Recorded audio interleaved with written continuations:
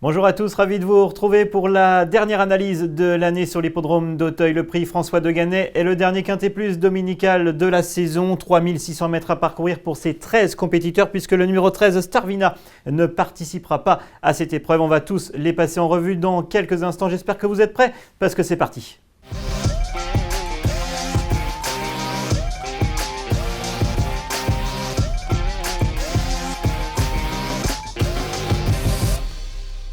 Mais avant cela, vous en avez l'habitude, n'hésitez pas à vous abonner à nos différents réseaux sociaux, notre chaîne YouTube et bien sûr votre site internet préféré equidia.fr où vous pouvez retrouver cette vidéo et toutes les choses pour faire votre papier au mieux. Je le disais, on va tous les passer en revue, ces chevaux d'âge qu'on a l'habitude de retrouver à ce niveau de compétition sur l'hippodrome d'Auteuil, 3600 mètres à parcourir. On commence tout de suite avec celui qui va porter le top weight de cette épreuve, c'est l'As Éclair d'Enay qui a couru par 2 fois en France.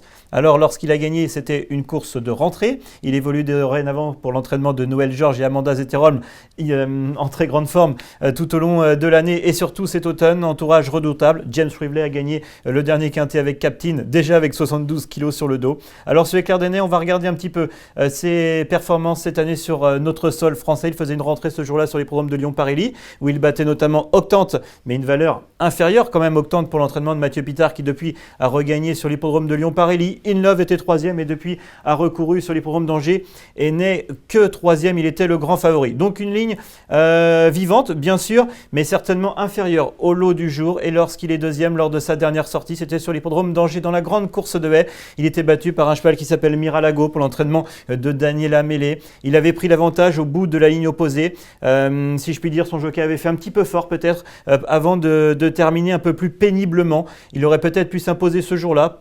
Peut-être, on ne le saura jamais, mais sachez que la performance était tout de même bonne ce jour-là. Maintenant, est-ce qu'avec 72 kg sur le dos, une valeur assez haute, a-t-il de la marge pour remporter un quintet dans ce terrain pénible? Il va redécouvrir l'hippodrome d'Auteuil, lui qui était auparavant entraîné par Gabriel Linders. Il avait d'ailleurs pris une 2e place sur cet hippodrome.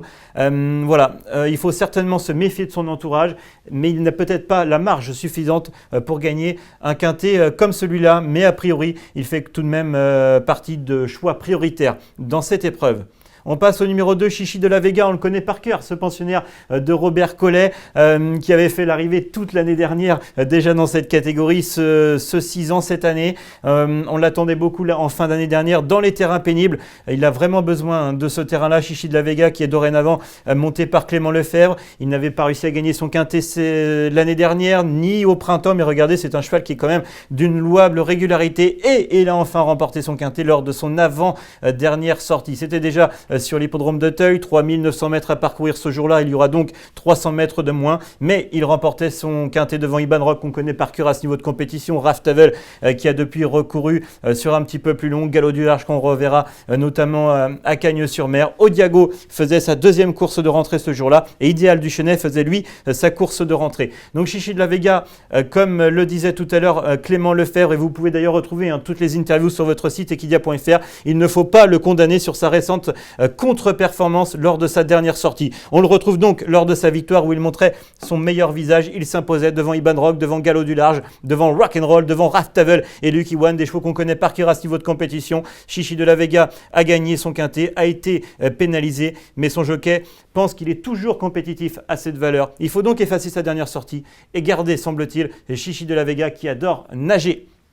Le numéro 3, c'est Zurkin, un cheval qui est pris un petit peu plus haut en valeur de haie qu'en steeple. Il a beaucoup couru en steeple, mais il fait pas mal d'efforts sur les gros obstacles. Il avait tout de même terminé 3e d'un prix La Barca il y a quelques années. Il vient de recourir, c'était en haie. Il est pris en 59,5 de valeur. Lui aussi n'a peut-être pas trop de marge. C'est un cheval qui aime bien attendre dans un parcours, mais il est semble-t-il compétitif. Regardez cette 5e place, mais c'était dans un lot bien supérieur. Irish Vocation est un super cheval entraîné par Yannick Foin. True Tiger avait déjà couru au plus haut niveau. Tiger pour l'entraînement de Noël Georges et Amanda Zetterholm. Zurkin était 5e dans le lointain, mais là aussi, je le disais, le quintet est semble-t-il inférieur à ce lot-là du jour.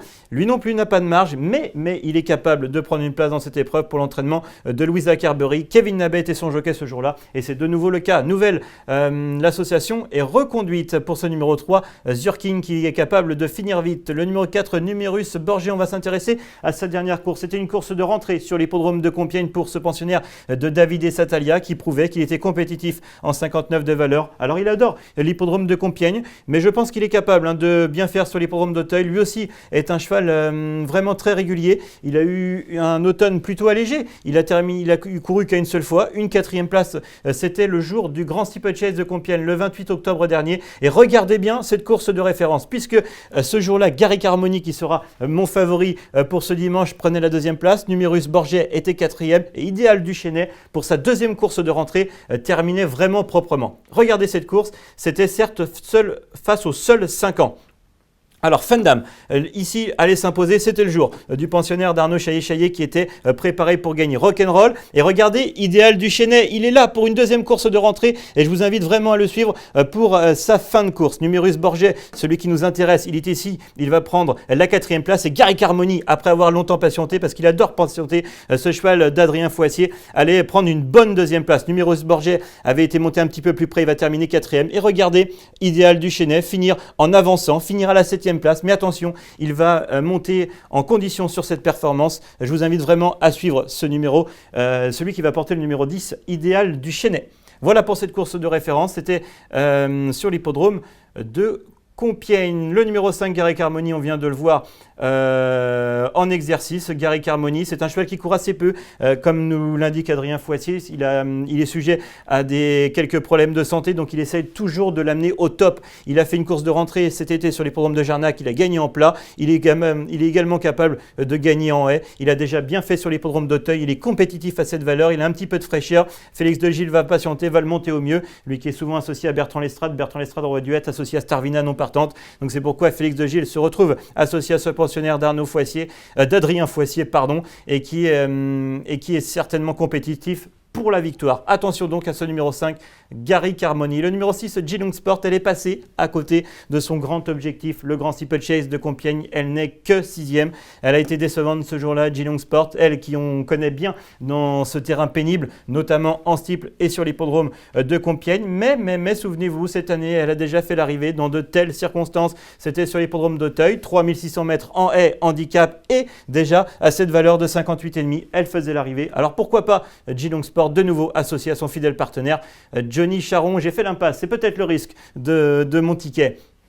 Le numéro 7, Fan d'Apples, vient de courir par 3 fois pour l'entraînement de Patrice Quinton et on peut dire qu'il est tout simplement irréprochable. Mais regardez, là où le bas blesse pour ce pensionnaire de Patrice Quinton, c'est sa dernière performance. Alors certes, il a gagné, mais c'était à un niveau inférieur puisque Henri Brulard sera lui au départ de la 2e épreuve ce dimanche. Il a été monté par Léopold Bréchet qui a une décharge et donc il a été pénalisé. Il avait une décharge dans les quintés, il n'y en a pas et il va affronter un lot supérieur. C'est pourquoi pour Fan d'Apple, je trouve que ça fait un petit peu de choses un petit peu contre lui. Le numéro 8, Garrigal. Là aussi, son entraîneur n'est pas forcément optimiste. Il va certainement plutôt être prêt pour le meeting de Pau. C'est un cheval qui a déjà fait l'arrivée de Quintet à cette valeur. Il prenait une 5e place. C'était un petit peu dans le lointain.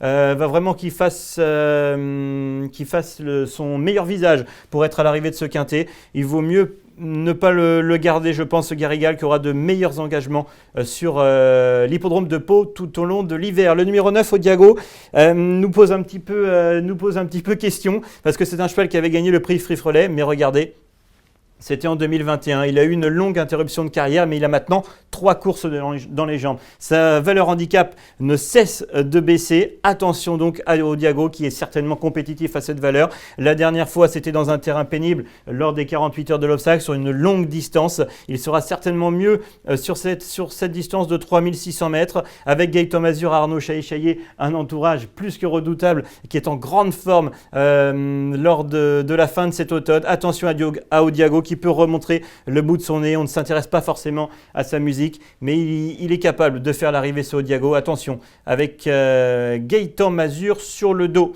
Odiago, c'est sa dernière performance lorsque Full Time était 7e dans une course un petit peu menée tambour battant par Captain qui s'imposait ce jour-là. Et je le disais, il ne faut pas s'attarder sur la performance de Chichi de la Vega ni sur celle d'Odiago. Full Time était 7e, c'était un petit peu plus compliqué pour elle. Le numéro 10, Idéal du Chesnay, je l'ai dit, lui aussi a connu une longue interruption de carrière, a gagné un handicap à cette valeur. Il avait été ensuite pénalisé. Il a eu une interruption de carrière. Il a maintenant 2 courses dans les jambes. C'est certainement son objectif de l'automne pour ce Idéal du Chesnay, qui revient donc à une valeur où il est compétitif. Un terrain souple qu'il apprécie. Attention, Idéal du Chesnay, qui était vraiment la note en retrait la dernière fois sur l'hippodrome de Compiègne avec Ludovic Philippon pour Marcel Roland, l'entourage bien sûr d'un certain Jigme le 11. Okusai Valis n'est pas de tous les jours. C'est un cheval qui sait un petit peu lire et écrire, ce Okusai Valis, qui a déjà gagné sur le steeple cette année.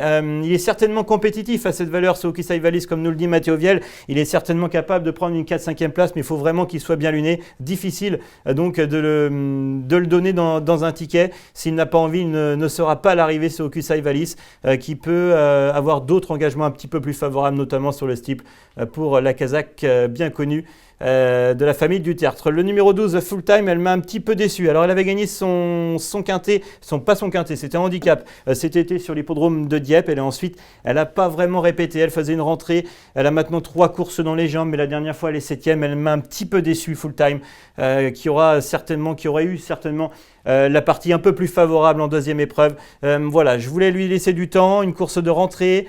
Une 2e, et la dernière fois elle m'a déçu. Alors c'était certes sur bien plus long, cette fois-ci on raccourcit la distance sur 3600 mètres, mais voilà, ça sera sans doute plus son sport. Ludovic Philippon a bien sûr préféré monter l'autre représentant de Marcel Roland. Vous l'avez vu, on est passé vite sur Starvina qui ne courra pas cette épreuve, qui aura une belle chance, elle qui adore animer les épreuves auxquelles elle participe. Et enfin, on termine avec le numéro 14, Iron Lord, qui sera associé à ce diable de Stéphane Paillard. Maintenant, c'est un cheval qui a très peu de métier face à des chevaux bien plus endurcis.